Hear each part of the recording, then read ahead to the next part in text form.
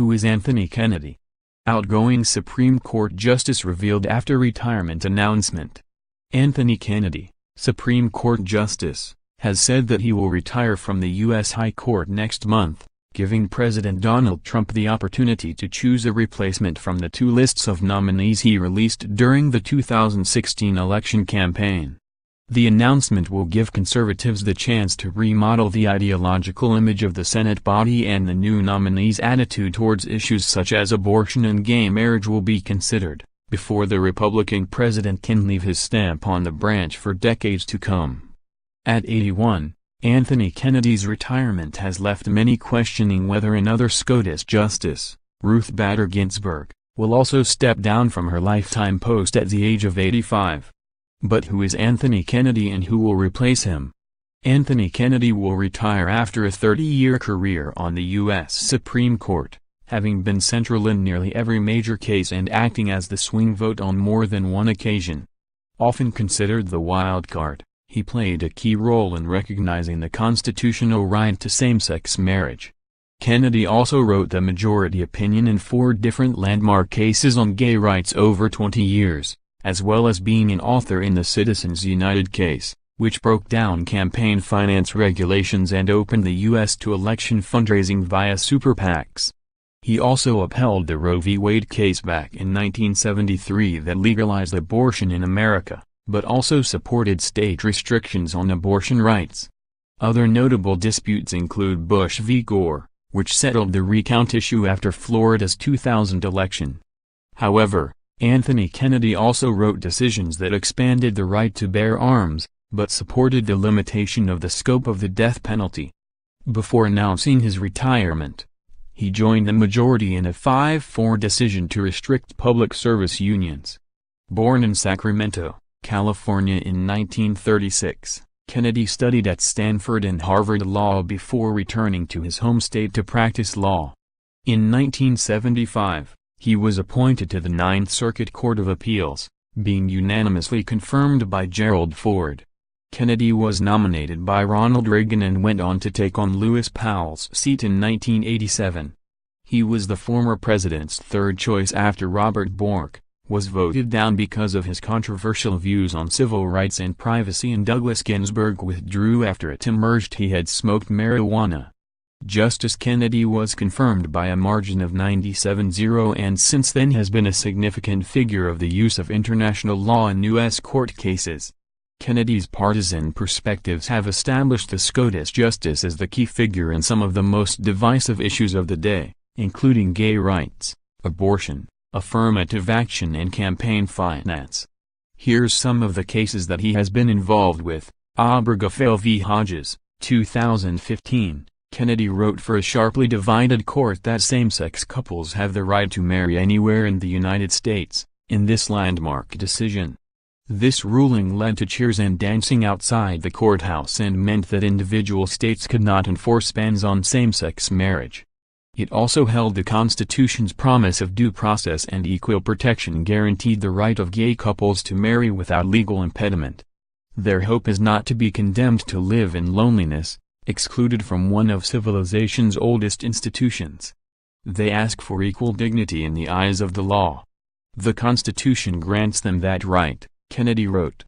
United States v. Windsor, 2013. Before the Obergefell v. Hodges case, Kennedy wrote a 2013 opinion that invalidated Texas law against sodomy. In 2013, Kennedy authored a decision that struck down a key section of a federal law that kept legally married same-sex couples from receiving tax, health and pension benefits.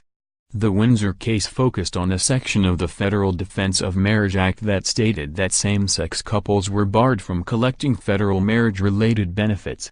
In an opinion joined by the court's 4 liberal justices, Kennedy said the principal effect of the law, known as DAMA, was to identify a subset of state-sanctioned marriages and make them unequal. Kennedy continued, "The federal statute is invalid, for no legitimate purpose overcomes the purpose and effect to disparage and to injure those whom the state, by its marriage laws, sought to protect in personhood and dignity." Citizens United v. Feck, 2010, in what has been described as the most significant campaign finance ruling in the court's history, Kennedy wrote the 5-4 opinion that opened door to greater political spending by independent groups. This removed caps from independent spending by corporations and labor unions. If the First Amendment has any force, it prohibits Congress from fining or jailing citizens, or associations of citizens, for simply engaging in political speech. However, this opinion was publicly slammed by then-President Barack Obama. Boumediene v. Bush, 2008. This case tested the legal rights of Guantanamo Bay detainees and the Bush administration's authority to hold enemy combatants there. In 2008, Kennedy said that detainees of the Cuba facility were legally entitled to challenge their detention before a judge. Within the Constitution's separation of powers structure, few exercises of judicial power are as legitimate or as necessary as the responsibility to hear challenges to the authority of the executive to imprison a person. Some of these petitioners have been in custody for 6 years with no definitive judicial determination as to the legality of their detention. Their access to the writ is a necessity to determine the lawfulness of their status, even if, in the end, they do not obtain the relief they seek. Roper v. Simmons, 2005. Capital punishment was a topic that Kennedy wrote extensively on, including for the 2005 ruling that said it was unconstitutional to execute defendants for crimes they committed when they were younger than 18.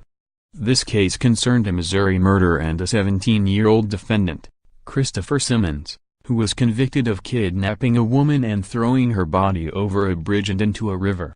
Simmons was sentenced to death, but Kennedy, in a 5-4 decision, held that it violated the Eighth Amendment's prohibition against cruel and unusual punishment to execute people for crimes they committed as juveniles. When a juvenile offender commits a heinous crime, the state can exact forfeiture of some of the most basic liberties, but the state cannot extinguish his life and his potential to attain a mature understanding of his own humanity, Kennedy said. Kennedy announced his retirement in a letter to the president and said that his leave would be effective from July 31, 2018. It read, "This letter is a respectful and formal notification of my decision, effective July 31 of this year, to end my irregular active status as an Associate Justice of the Supreme Court, while continuing to serve in a senior status." The letter continued, "For a member of the legal profession it is the highest of honors to serve on this court. Please permit me by this letter to express my profound gratitude for having